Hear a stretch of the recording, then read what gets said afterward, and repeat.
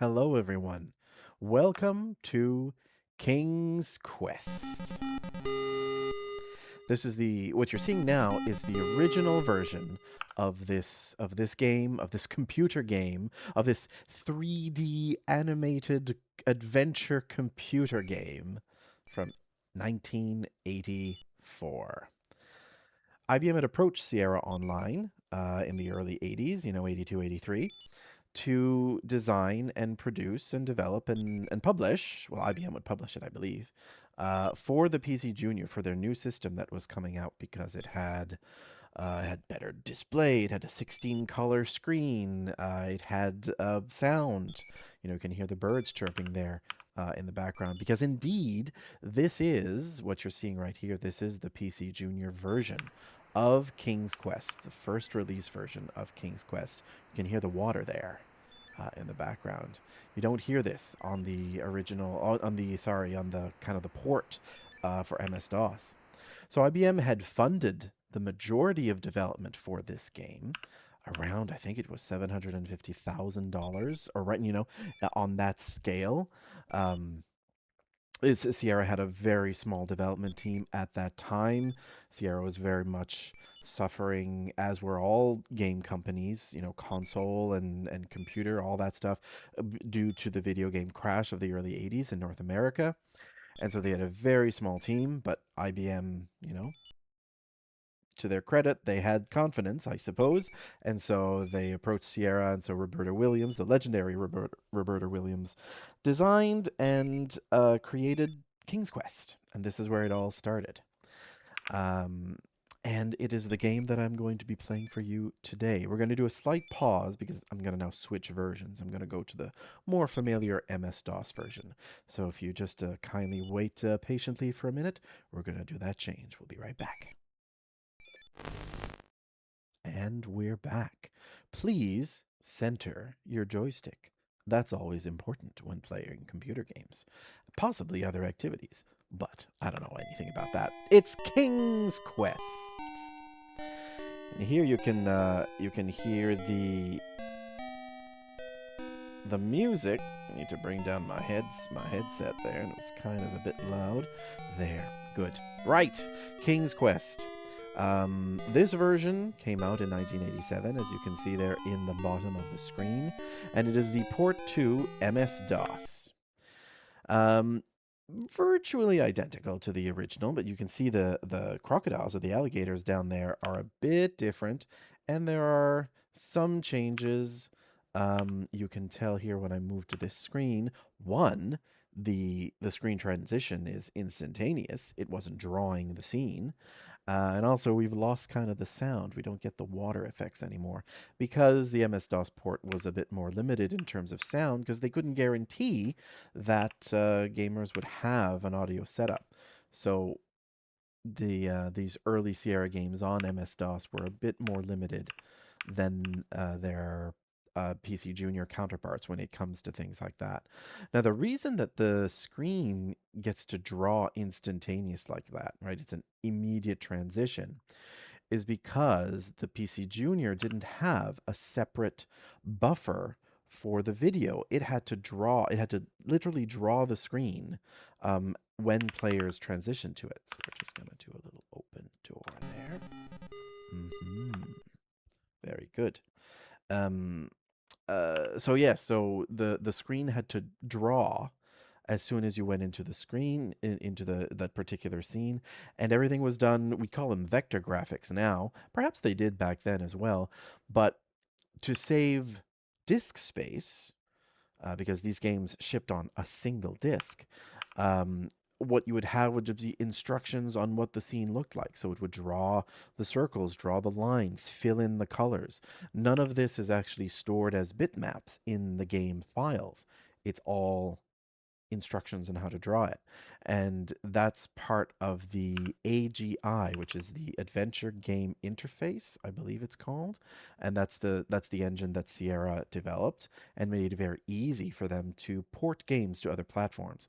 So when the PC Junior turned out to be a little bit of a commercial failure, it was easy for Sierra to publish versions for the regular IBM PC, for Tandy machines, and later into MS-DOS machines. But anyway, all of that is technical jargon, and maybe we're not necessarily interested in that. We're interested in playing this G-dang game. This is King's Quest, Quest for the Crown.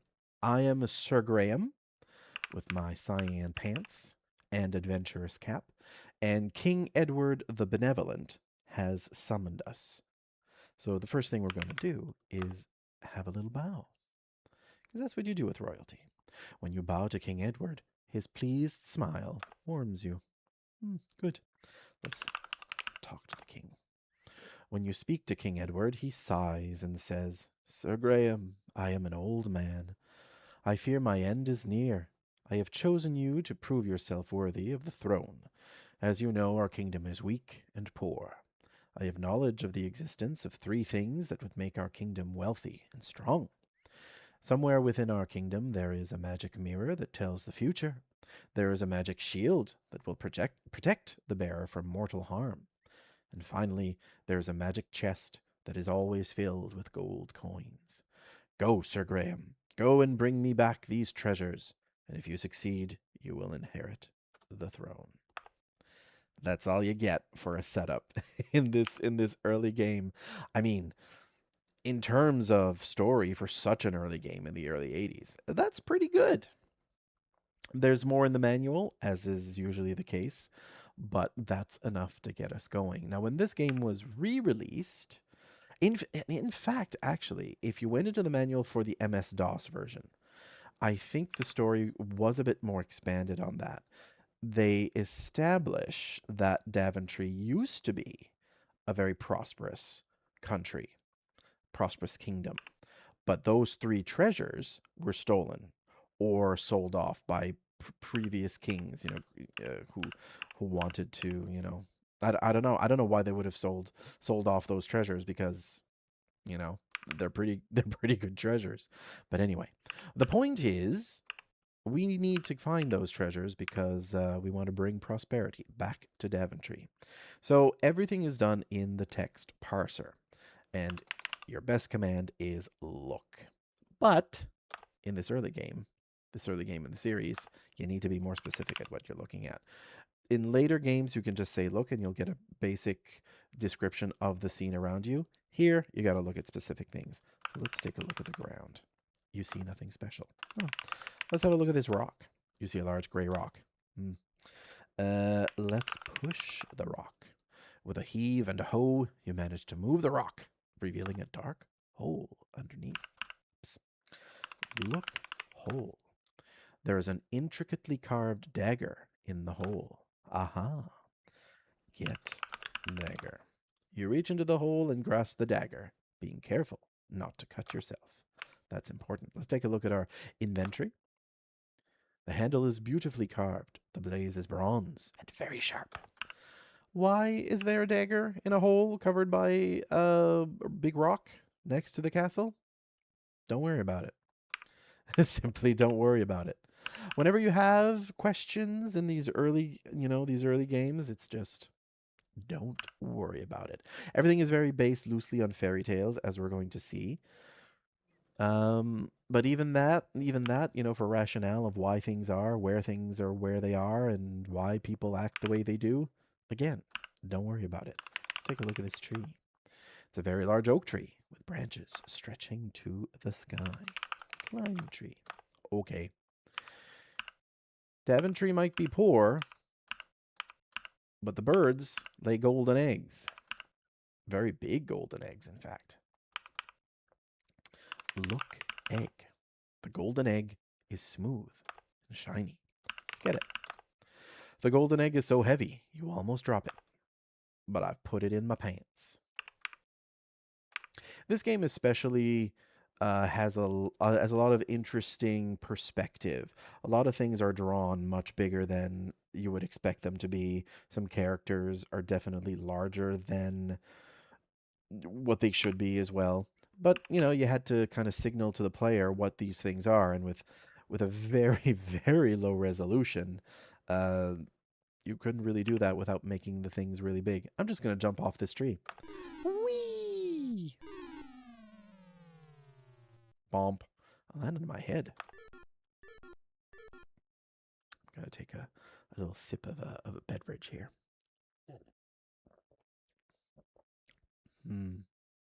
Right. So, where else are we going to go now? So, we got an egg. We got a golden egg, which serves no purpose except to give us points. You can see our score at the top there. So, we're at 19 of 158. Very good.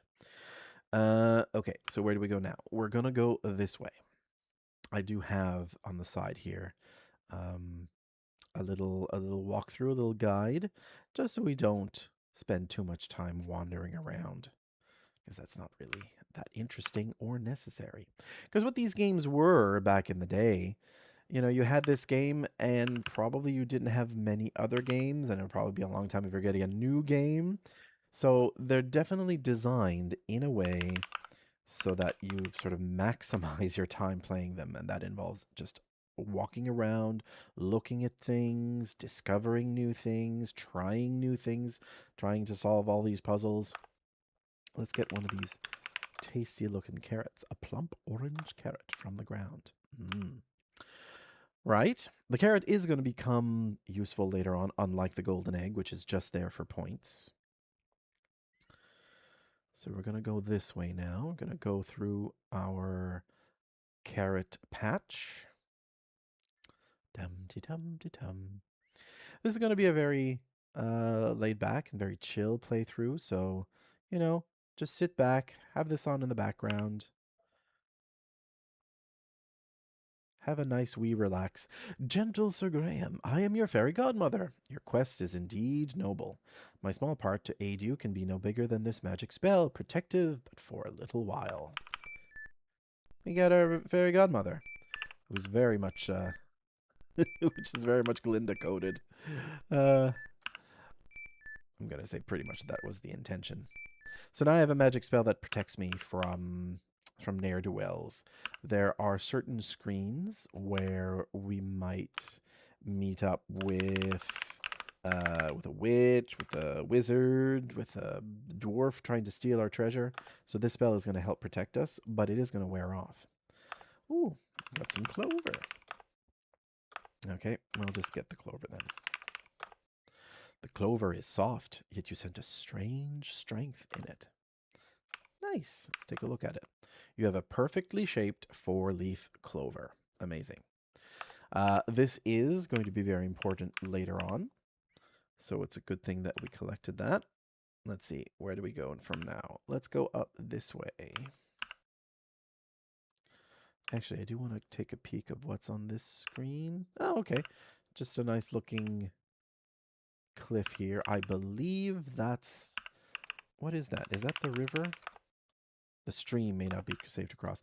There is a raging river that... oh, there it is, actually. Raging river that crosses through many of these screens, and they border this island there you see up in the top corner. There's only one specific way to get there. You can't get there by crossing the river because it's too raging and it's too dangerous, and apparently no one has a boat. I don't know. But the only way to get there, and we do need to get there eventually, is by flying. Bit of a spoiler there. But we'll get there in due course. Now, here, look at this thing. Look around. There appears to be some sort of bowl on the ground. Oh, perfect. Let's get it. It's a giant bowl, but it does fit in my pants. Let's take a look at it. Ceramic bowl. You notice a word on the bottom of the bowl. Oh, do you see? Do you see? So what happens if we say fill? After uttering that strange word, the bowl starts quivering and immediately fills up with a delicious hot stew. Take a look at it now. The bowl is full of a delicious-looking stew. Why don't we eat the stew? You eat every bite of the delicious stew. I don't know how, because we don't have a spoon, and the bowl didn't seem to come with a spoon. Maybe we just, like, you know, drank it. It's possible. Now take a look at the score. Got 28 out of 158. I just ate the stew. Score goes down. So that's a hint that having the... I almost felt kill there. Whoops. What would happen if I did? Probably going to say I don't understand. You can't do that. At least not now. Okay. Which means it does understand the verb. But what we wanted to say was fill. And now we have our stew. So that's important because we're going to have to give the stew to somebody a little bit later. Now, what we want to do here is go down to this screen. And here's our first example of going back and forth between screens to make an event occur. This is a random event, and here we go. It's meeting this character, a little elf. Wandering on the banks of the lake, you see a cute little elf. There he is. Let's talk to the elf. Talk, elf. You're too far away. Okay. Is that close enough? Here we go. The elf, impressed by your friendliness, gives you a magic ring. Kind person, know that once, only once, this ring will make you invisible. He says, and then disappears. Oh, that's kind of handy. If I take a look at this ring, the ring is gold with a breathtaking tiger's eye stone perched on top. This is, again, it's pretty optional. It's there for the points, but it does have a use if you need it. Like you said, it makes you invisible if you wear the ring. So remember I talked about like that witch, the wizard, the dwarf. If you encounter them, you can wear the ring, turn invisible, and it, you'll be able to avoid those encounters. Other than that, it's just something you get. So where do we go now? Let's go this way.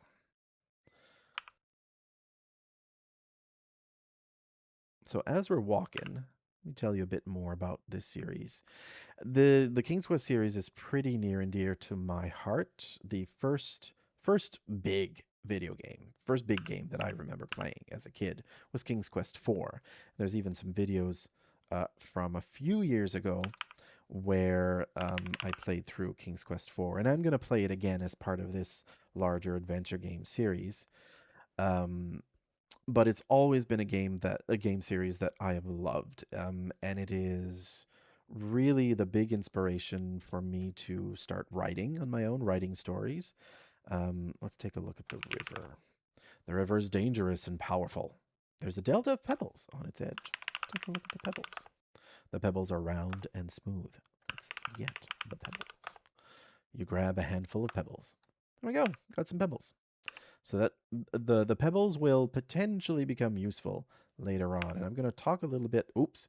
Ye best be careful, young Graham. The mystic protective spell of mine has weakened and departed. It's not a really good spell. It lasts like 4 screens, I think. What was I saying? Oh, yes. So this whole series was one of the big inspirations for me for writing. And it's just a series that I've loved forever. The first time that I played this game, the first game, was much later when I was older, like maybe in 1996, I want to say, like around that era. A King's Quest collection had just been released, which had games 1 through 6, and that was my the first time that I was playing these very early games, 1, 2, and 3, and 6. I'd already played 4, as I mentioned, and I'd just played 5. I'd gotten 5 as part of like another something else. I just got it like kind of on its own. The tree is loaded with walnuts. Fantastic. Let's get a walnut. You pluck a nice walnut from the tree. Why don't we open the walnut? When you open the walnut, you discover the nut inside is pure gold. Again, how is Daventry poor? You've got a tree that is growing golden walnuts. Maybe I was just lucky and got the only one that was gold. Who knows? But it does seem suspicious. Okay, so now I believe, let's do a save here before I move screens. We'll say walnut tree. Because in this screen is one of them that potentially has an encounter. There he is. Be careful. Nearby is a sorcerer. His mystical powers can leave you immobilized and helpless. There he is.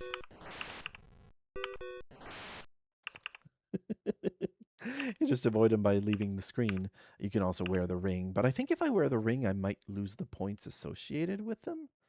I'm not sure. Do you know what? Let's try.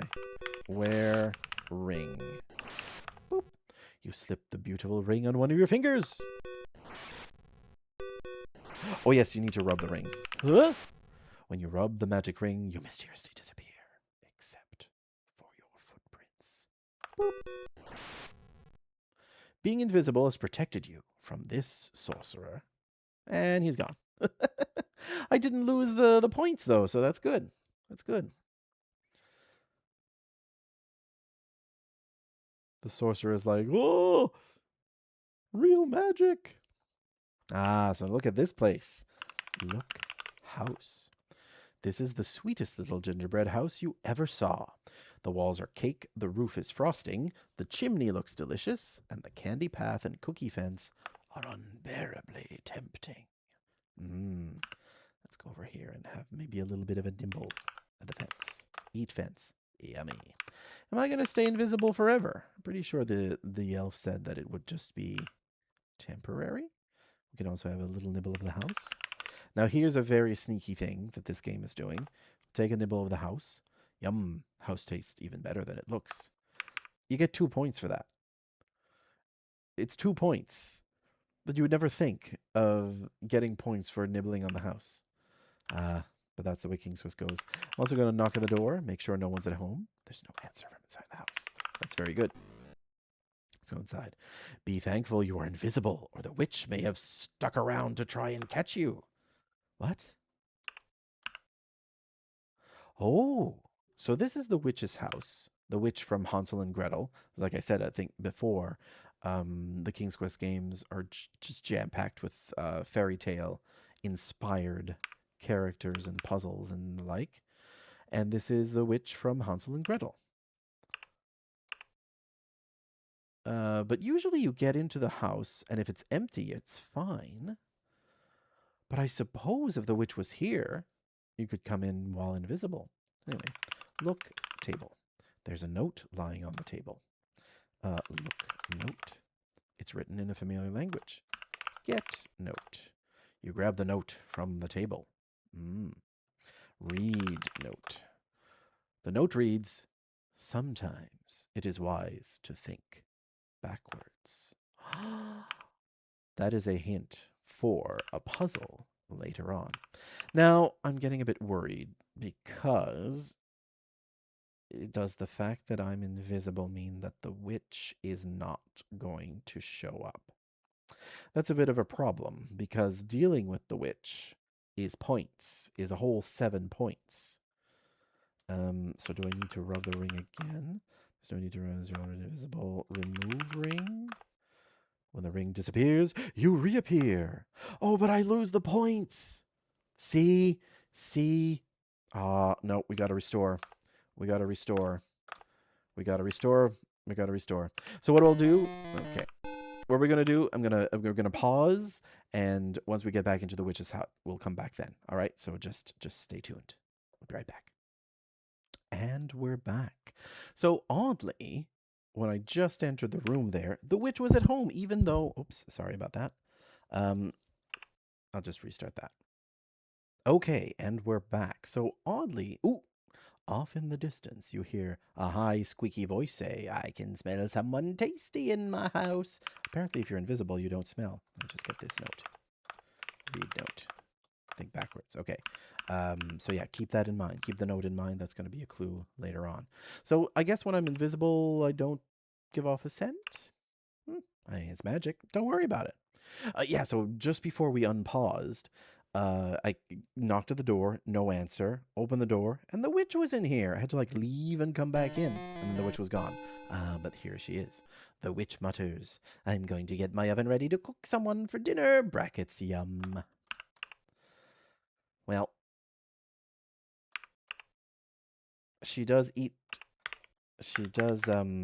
children, so she's clearly evil. So we're going to push the witch into her oven. No position to do that. I need to get closer. Closer still. Okay. Courageously, you manage to push the witch into the oven where she flashes and melts away in a harmless blob. Congratulations. It's all 7 points. I didn't want to miss out on that. That's why I restored. Um, okay, so let's open this cupboard. This looks suspicious. Hmm. Look, cheese. Sitting on the shelf is a delicious piece of Swiss cheese. So I suppose Switzerland exists in this reality, or or Swiss cheese is the basis for the name Switzerland, perhaps. Who knows? In this world. Right, so we got cheese. Cheese is going to become important. Some of these things are not important, like the golden egg, the golden walnut, is just purely for points. Some things, like the cheese, is going to become important, as we're going to find out quite soon. Right, so where do we need to go now? We need to go north a bit.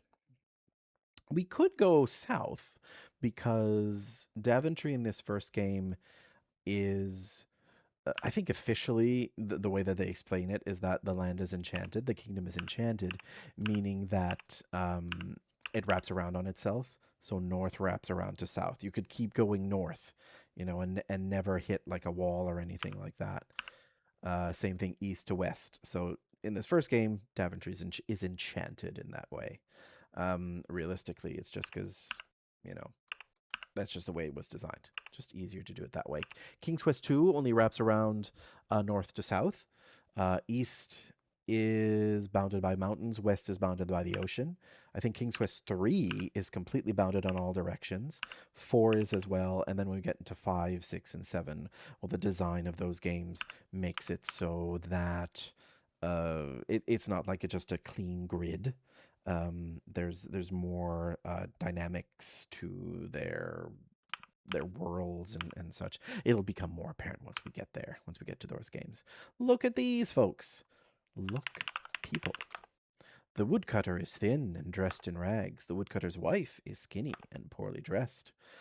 I would almost also, I want to say poorly drawn, and that's not fair because, like I said, there's only so much that you can do at this resolution of pixels.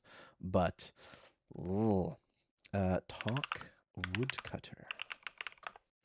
Welcome to my humble abode. Talk wife. I'd like to offer you something, but we do not even have food for ourselves. Food, you say? Well, it just so happens I've got a bowl of stew. The woodcutter family is very grateful that you have given them a bowl of stew. Now they will have at least one last meal. We're not going to tell them that it's an infinitely filling bowl of stew. In fact, this we solved hunger. We just give stew to everybody. But no, Graham doesn't really think ahead in that sense. As a token of their gratitude, they offer their last earthly possession, their fiddle, which is not even on that. What is that? A bench? Like a little kind of side table, a shelf? It's not even on that. It's on the ground. Didn't value it that much if they just left it on the ground. Let's get the fiddle. And let's play the fiddle. You play a lively toe-tapping tune on the fiddle. Everybody ready for this? Here we go.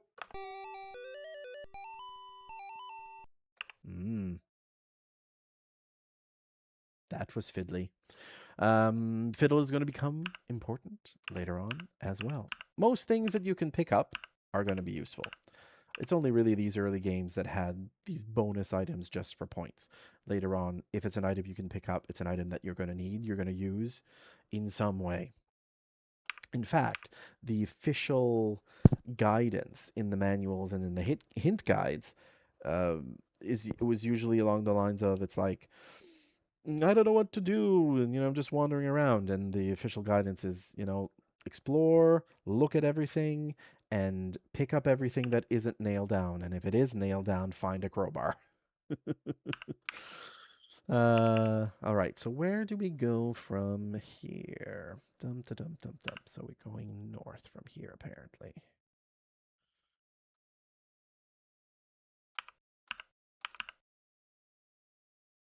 Where we find yes. Speaking of items that are just for points, that's what we're going to find here. Oops.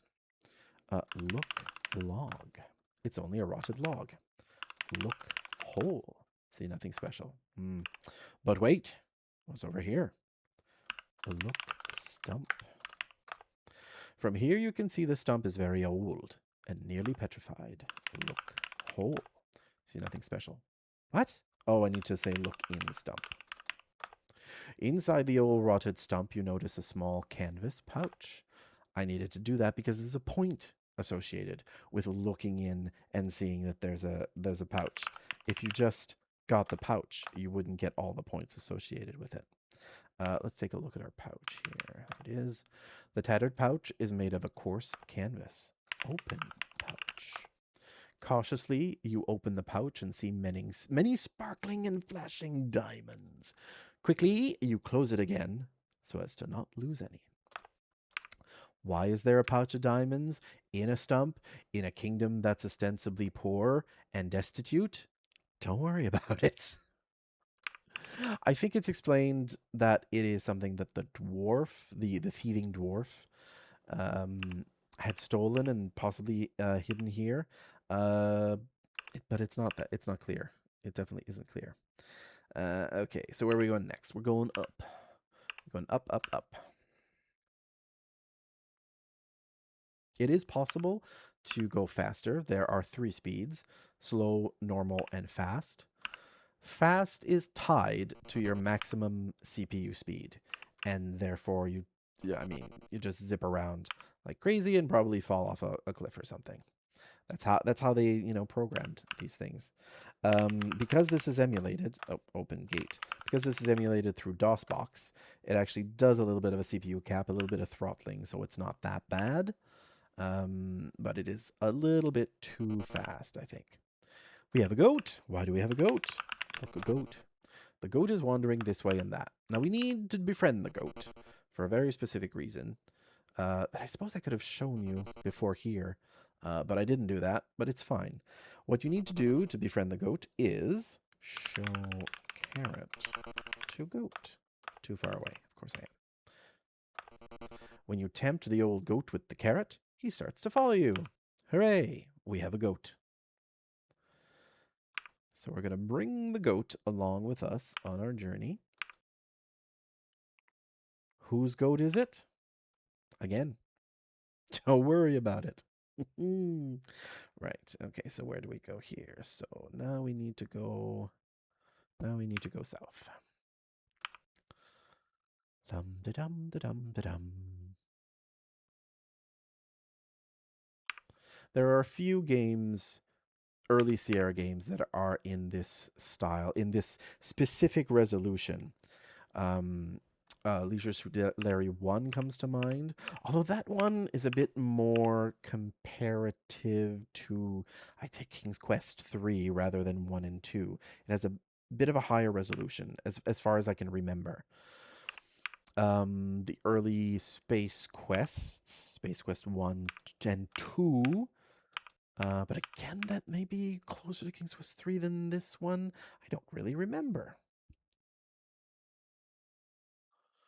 Here we go. So this is why we need the goat. See this bridge? If you're familiar with some very old fairy tales, you probably have heard of the fact that bridges are usually inhabited by trolls. As you approach the bridge, a mean, ugly troll appears and refuses to let you cross his bridge. But it's a well-known fact that goats hate trolls intensely, so you move aside and let the goat take care of the nasty troll. So let's just let that happen. Look at the troll. He's just like ready to box. The goat butts the troll right off the bridge, never to be seen in these parts again. And we'll show that happening by just erasing the troll from existence. Much like the witch was just removed from the screen as well.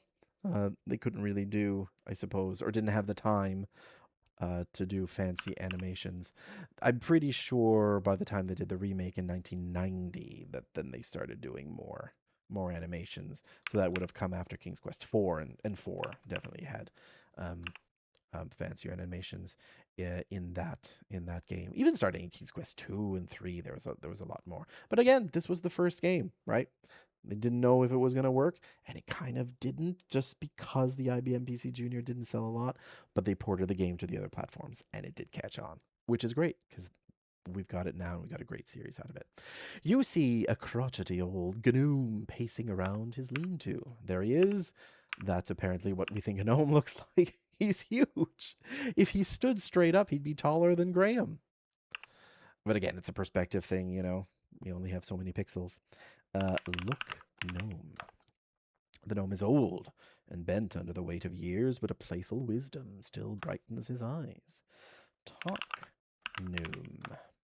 The old gnome tells you he has something that may be very useful to you. Your task is to guess his name in 3 guesses, and his gift will be yours. Good luck. What is your first guess?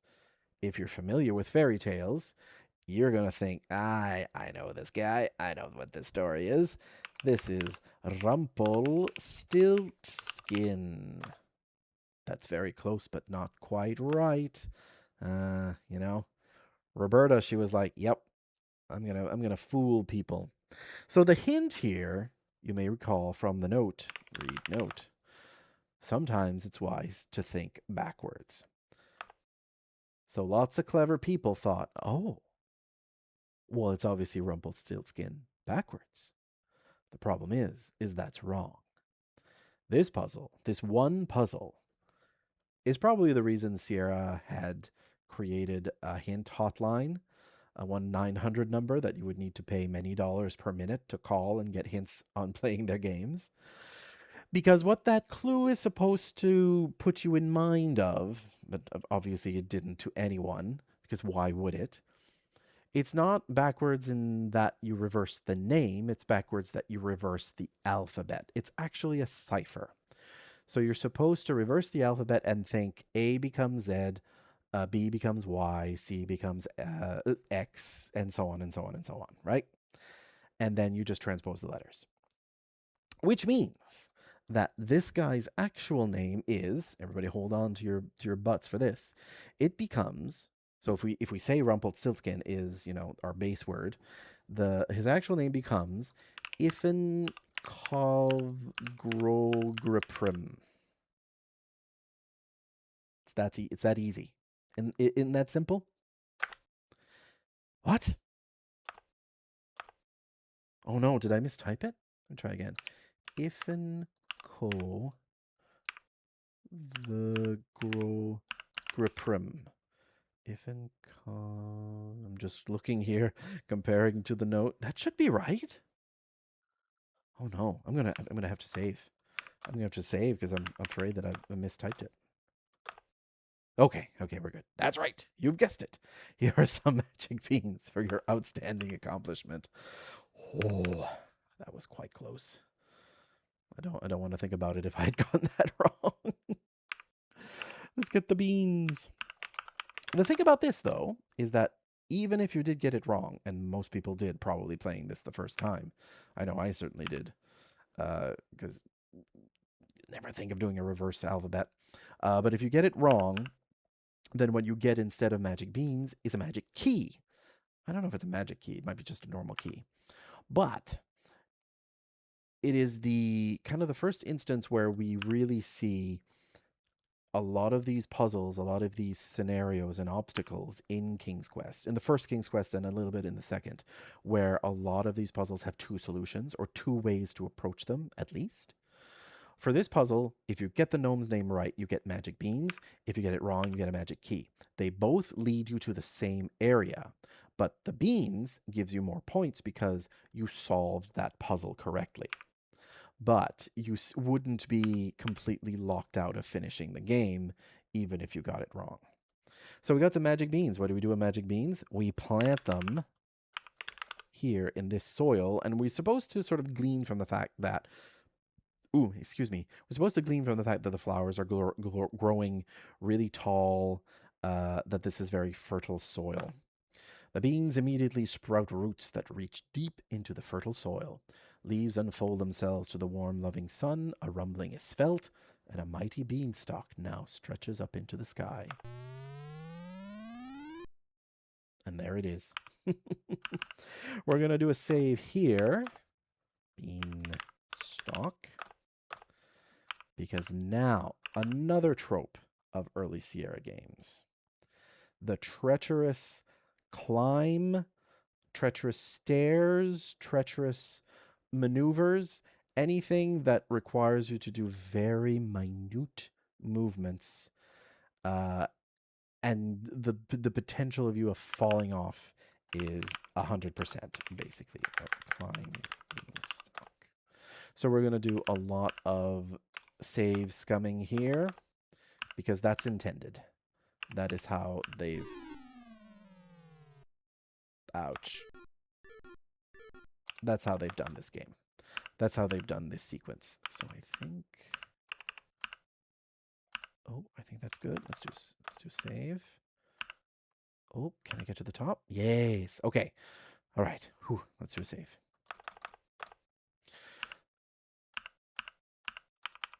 I contemplated whether I should save, whether I should just skip over this and like just pause and then we'd resume at the top. But, oh dear, but because doing that would deprive you, oh geez, I think I just repeated the same thing, would deprive you, oh geez, of this experience. Ah! Oh. You know, this is what we did back in the day. Oh, okay. Save. Getting somewhere. Ah. It is infuriating. They... jeez. It's definitely something that they did less of moving forward. But you had to extend the gameplay in some way, didn't you? Because these games aren't necessarily that long. You just are expected to wander, to explore, to try different things. And so you've got these sort of obstacles here to extend your lovely time with the game, you know? Oh, we're getting... Oh, jeez.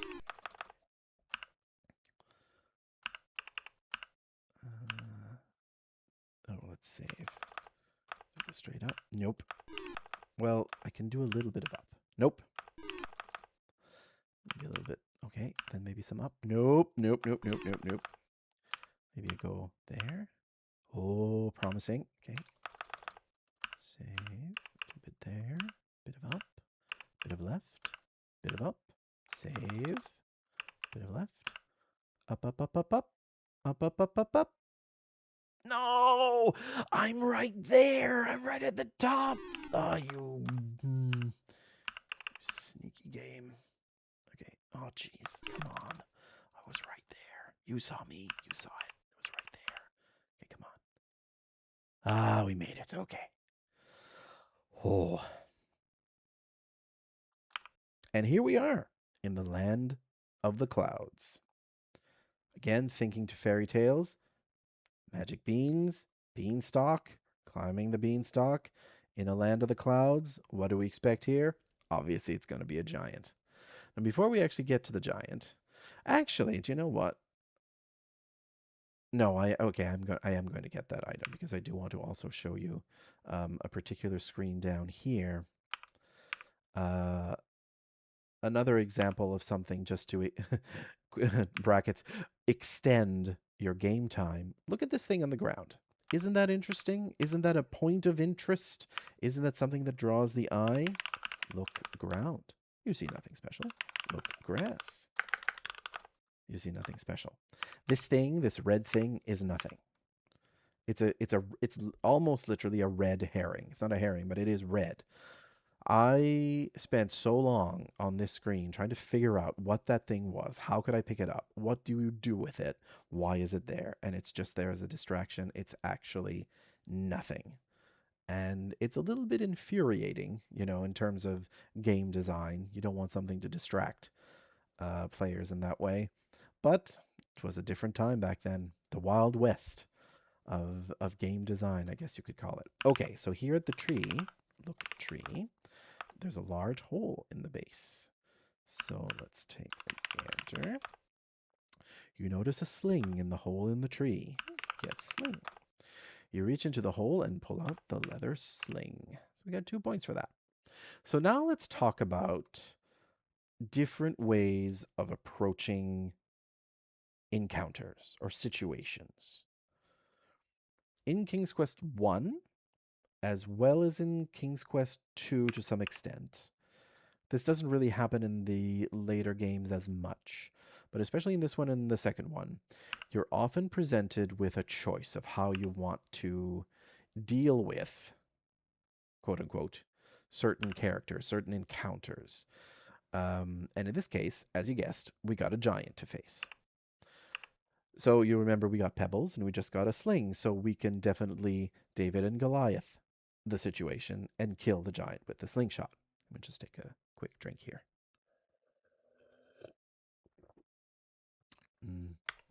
Whoops. So we definitely kill this giant. But we don't get as many points. And in some cases, we may even lose points if we choose a violent approach to a situation. King's Quest rewards you more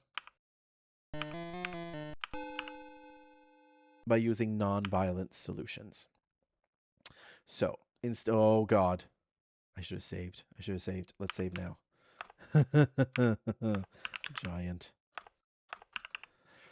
So, I could kill the giant, but I get fewer points with it. So what you're supposed to do if you want maximum points is just kind of dodge around this tree. Oh, too close to the tree. You're supposed to just dodge around the tree so that the giant tires himself out and falls asleep. And then, well, let's take a look at the giant, actually, because we don't know what he's carrying. If only I can spell. The enormous giant has been carrying that heavy chest for longer than he can remember. It's one of the 3 treasures that we are looking for, the magic chest. And this giant has had it all along. And for that, we just need to dance around the tree so he doesn't get us. No!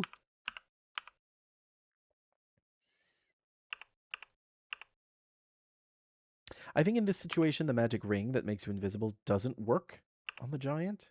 That might be a false memory.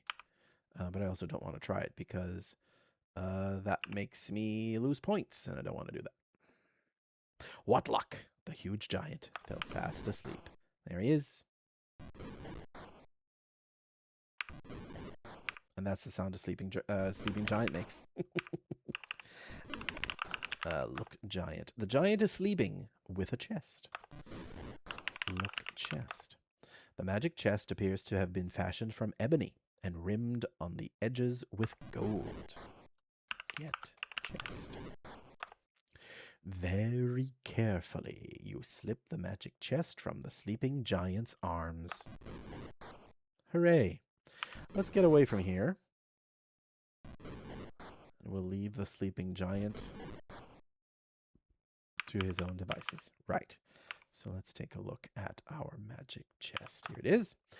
You admire the workmanship of the beautiful chest, and is just filled, forever filled with gold coins. So that's going to help us get Daventry back on track. And now we can go through this cave and get out of the Land of the Clouds. Now remember when I was talking about there were 2 ways to get to the Land of the Clouds. One with the magic beans, if you solved the gnome's name puzzle correctly. And if you didn't, you would have gotten a key. And the key opens a door at the base of a mountain, which leads to this set of stairs. Now actually, I should actually save steps. Because if you get too close to the edge, oh dear, with a slip of the foot, you fall head over heels down the long stairway. We at Sierra wish to thank you for playing King's Quest.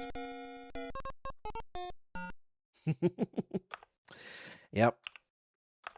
This is another clear example of Sierra's obsession with treacherous stairs. And they usually go diagonal. They usually go diagonal in the days where you couldn't go diagonal at all. So you have to continuously go up and down, or in this case, down and right, down and right, down and right, and then down and left and down and left. I do believe one of the dangers of going up these stairs is you may encounter the dwarf. But I never have, so that might be just, that could be just, you know, rumors. Because I've never had it happen to me. Comment down below if you've ever been accosted by the dwarf on these stairs. Here we go. Speaking of comments, do comment as well. If you've played any of these old King's Quest games, what are your thoughts? If that's one of the reasons you found this video, definitely would like to hear from you. Now let's get out of here. Perfect. Right. So we got one of the treasures. Got the chest. So now we have to find the mirror and the shield. We're going to do the mirror first, which is beyond this lake. Now, I'm going to prepare my swim prompt because Graham doesn't remember that he knows how to swim unless you tell him to. Don't worry about it. It's fine. This was the wizard screen, wasn't it? I think I need to go down from here. Yes, here we go. Look well. This well is one of the most ancient sites in the entire kingdom. History and mystery seem to echo from its every stone.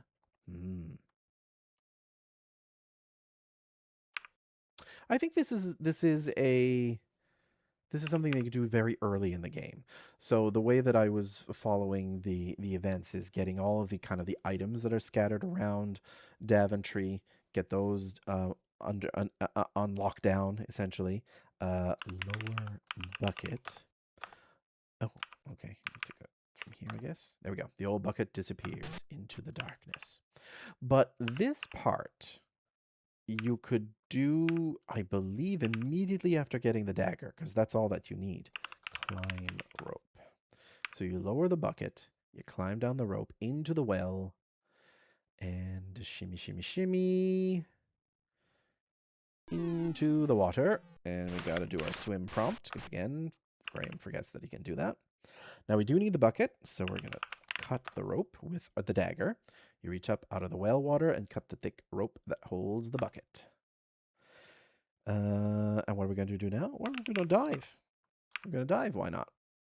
And again, we have we have a bit of a perspective issue with the giant bottle and also a can. Is that like a soda pop can? Anyway, it's not important. What is important is we get here and there's a dragon. Look, dragon. This ferocious fire-breathing dragon with sharp green scales and a long tail is protecting the magic mirror. Watch out for the flames. Here's another encounter that there are two ways to solve it. You can throw the dagger and kill the dragon, but you'll get fewer points, possibly even negative points. I'm not sure. Or we can deal with it in a less violent way, but a bit more, I don't know, maybe abusive way. What we can do is throw water at dragon. Where did we get the water? It filled automatically in the bucket when we dove into the well. Now I do need to get... Oh, there we go. Thought I was going to need to get closer. The water hits the dragon squarely in the mouth, extinguishing its roaring flames. No fire. How mortified and embarrassed the dragon is. Moving a huge boulder and leaving, the dragon creeps off to sulk. Burr, burr, burr. And what do we have over there? You get much better. Okay, let's get the mirror then. Get mirror. Carefully, you pick up the magic mirror. As you are holding the magic mirror, you look into it and see a vision of yourself with a crown on your head. Hooray, that is the second of the three great treasures. Another sneaky thing here, point-wise, is you can leave via the west side through the boulder. Well, not through the boulder, but by the boulder that the dragon pushed aside. You can leave the cave that way, but there are points if you actually go out this way.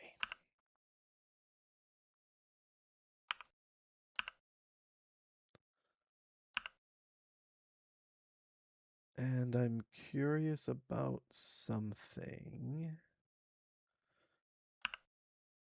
Oh, I may have missed a point somewhere because I thought I was supposed to have 128 points by now. Oh no, where did I miss a point? Oh dear. Well, there's nothing we can do about that now. Climb rope. Dum da dum da dum. Oh, was I supposed to look at the mirror before picking it up? Maybe that was the extra point. Ugh!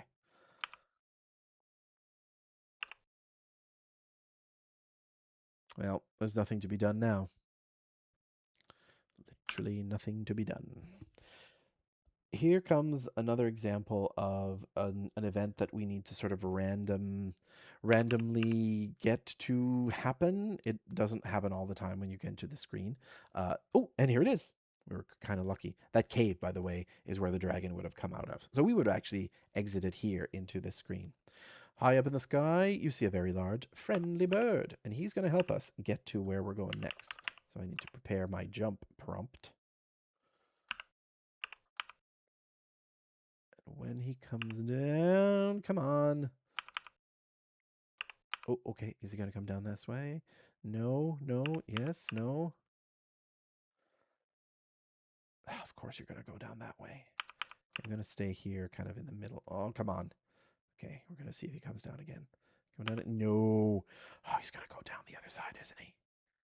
No. Okay. Just chasing this damn bird. Oh, please. Come on. Come down again. Come on. Yes. Jump. Oof. Okay. Okay. So we did that. Where could this giant bird be taking you? High up into the sky, obviously.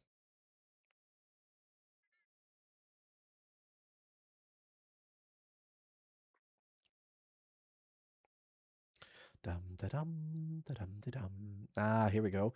Remember earlier I was talking about the crop of land beyond the river that had these uh, um, I guess trees, bushes that had the purple fruit, the purple flowers. So here we are. This is the way to get to that place, to hitch a ride on the bird. They call it a condor, I believe, in later games, in later remakes.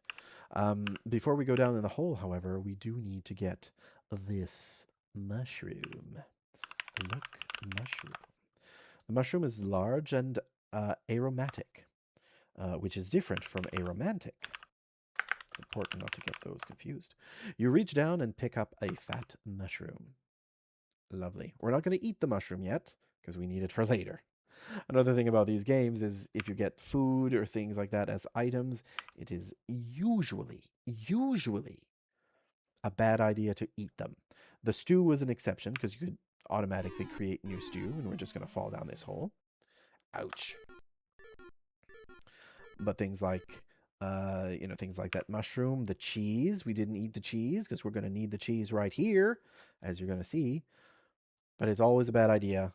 Not always. I can't say always because in certain cases you do need to eat a thing for reasons, but it's usually very important reasons. And here we have a big old rat. But yeah, if I were to eat the mushroom there or eat the cheese, I would get into a unwinnable scenario. Well, I guess I could still probably kill the rat by throwing the dagger at it, but again, less points. What I want to do is give cheese to rat. Oh, I'm just a bit closer. Cheese, no, closer, no. There we go. The rat drools at the sight of the cheese and snatches it from your hand. You might want to count your fingers. The rat scrambles to the wall and seems to magically merge with it. Fantastic. Okay, well, what could this door be? Look, door. The door is closed. Okay, fine. Knock, door. You can't do that, at least not now. Oh, really? Okay. Open door. What do we think we're going to see on the other side? If you said leprechauns, you're correct. Award yourself 12 internet points. The leprechauns revere the power of the four-leaf clover. With it in your possession, they will leave you absolutely alone. They would just mess you up if you didn't have the four-leaf clover. At least I think so. I never came down here without the clover. We can try talking to the leprechauns, but I don't think they're going to care. Yeah, you might say the wrong thing. So what's going on down here? Now, everybody prepare your ears. If you're on headphones, just prepare, because this is going to be loud. Here we go.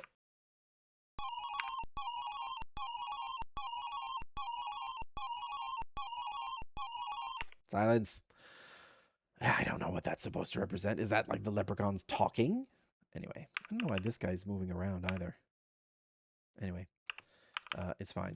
So we've got our leprechaun king over here. And if I try to get too close, yeah, I can't. Because there's his magic is preventing me from getting too close. Strangely enough, you see this shield over here? That's the third treasure. Strangely enough, his magic, it does not prevent me from getting to the shield. And there's a good reason for this. It's because, again, multiple is approaching this. I could just take the shield and skedaddle on out of here. But I'm going to be missing out on points and treasure. So what we need to do, because they're leprechauns, as we know, leprechauns love the fiddle.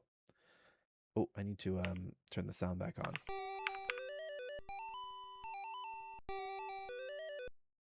Totally involved in the music, they dance right out of the room. Oh yeah, I didn't try playing the fiddle in the other room. If I did, it would tell me that I can't play it there because the dance floor is in this screen. It just doesn't make sense until you realize that had you been able to play the fiddle in that room, they would have had to animate all of those leprechauns dancing and leaving. So they're like, oh, we'll just say that the dance floor is in that room, so we just have to animate two of them dancing.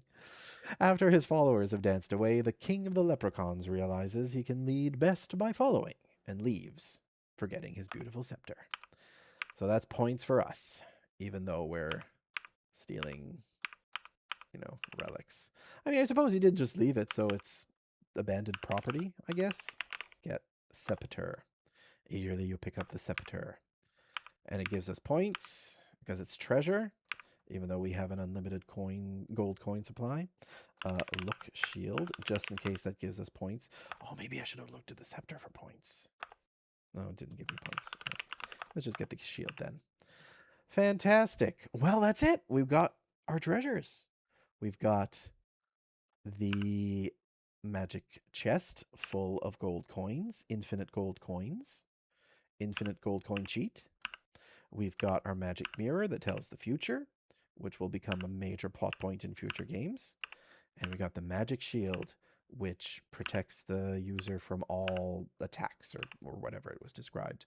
The chest and the shield will never make an appearance in another game. This is the last time we're going to see them.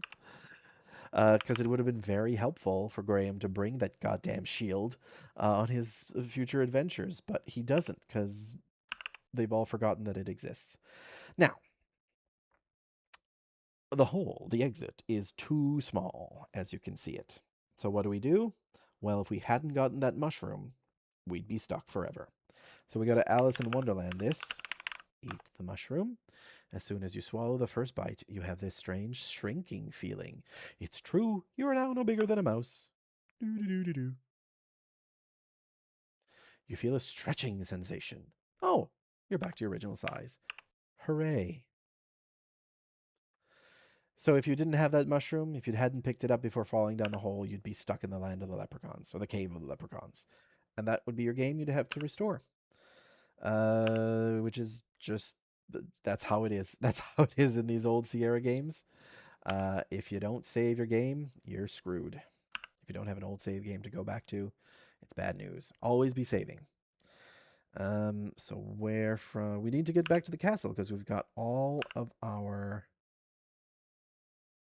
We've got all of the treasures, and now we just need to go and see King Edward, the Benevolent, and be like, hey, Your Madge, Here it is. Here's the treasures. Daventry is pretty good now. And that's it.